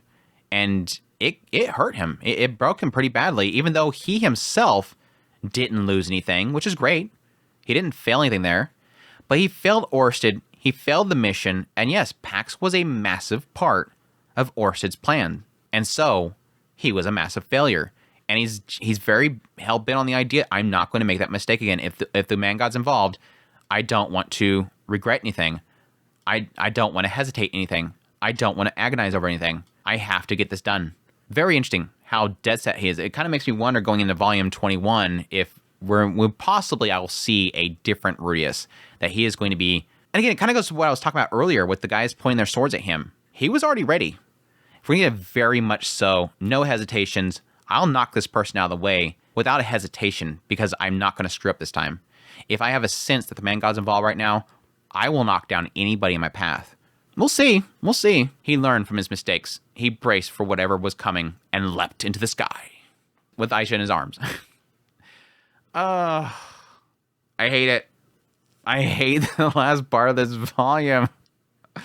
Why is that? Like, why do you wrap up a volume with Zenith in trouble?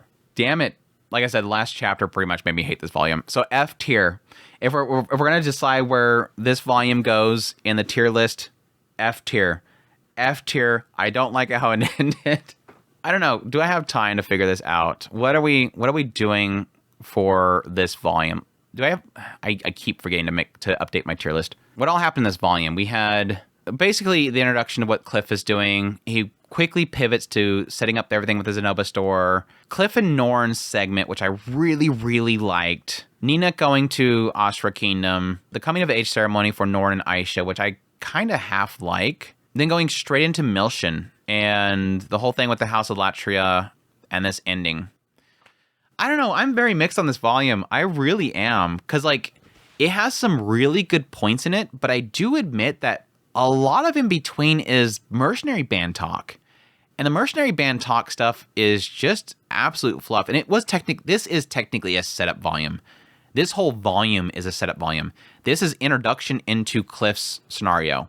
Let's introduce all the players, get them over there, introduce the Pope, introduce the Blessed Child, get Cliff's resolve in there, introduce the Latria family, get Zenith involved. This is a setup volume. But then mixed in there is all these other parts like the blow up with Claire and all that kind of stuff. But I'm thinking B. I'm gonna think on it over the next week until the next recording of Mushoku Monday, but I'm thinking I'm settling on a B. I always love getting the chat going crazy on what they pick, and most of the time I'm pretty on board with what they're thinking. There's a person here or there that thinks every single volume is S tier, and that's not why I'm doing the tier list. I'm doing it to compare them to each other, not to like if it's a good book or not. But comparing to each other, I think it's a B. And I might change my mind on that, but I'm pretty sure it's a B because it's like there's a lot of intermingling moments between all these segments that weren't really the most interesting. And a lot of the stuff around the mercenary band just feels like he's recapping what happens, but not necessarily doing things. And I feel like a lot of that mercenary band stuff is just, for some reason, not working for me. There was some good reveals and some good introductions this entire volume, like meeting the Blessed Child finally for Rudius and all this other stuff. But it is one of those ones that it's a setup volume. Like through and through, it is a setup volume. This is a setup volume, so it does kind of hamper it in comparison to a lot of the other volumes. But that's why I'm going to sit for now. I might change my mind later, but I'll let you guys know next week if that's the case. But that said, that's another meaty boy down. Excited to get into the next volume right now because I want Zenith to be safe. Damn it. I want Zenith to be safe. I forgot that I put my marker in here. But yeah, that's volume 20. appreciate you guys for dropping by and for the premiere and joining me through Volume 20, and I hope that you guys will join me for Volume 21, I'm sure, because a lot of people that are super excited about 21, like, they're always excited about every single volume because, like, usually typically one chapter or something, but I could finally look at the cover. I'm joking. I looked at it, like, probably 2 chapters ago because I was told it was okay. But, yeah, we did have in the back here, we did have, I think we had a picture of the blessed child, didn't we? She's porky. Yeah, she definitely got chunky. That's so cute. She got chunky. We got chunky blessed child. She didn't look that chunky back in the anime, at least, for as the Goblin Slayer. She got a little chunky. You got a little chunk on her. But yeah, she definitely doesn't look 20. So definitely, I don't know, maybe that's part of her powers that she doesn't grow up like that. So interesting. But yeah.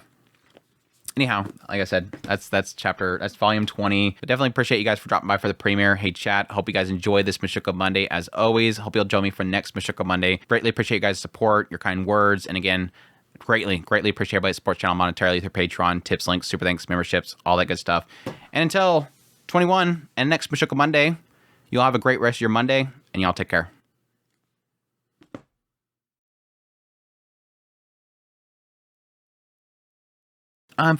I'm really.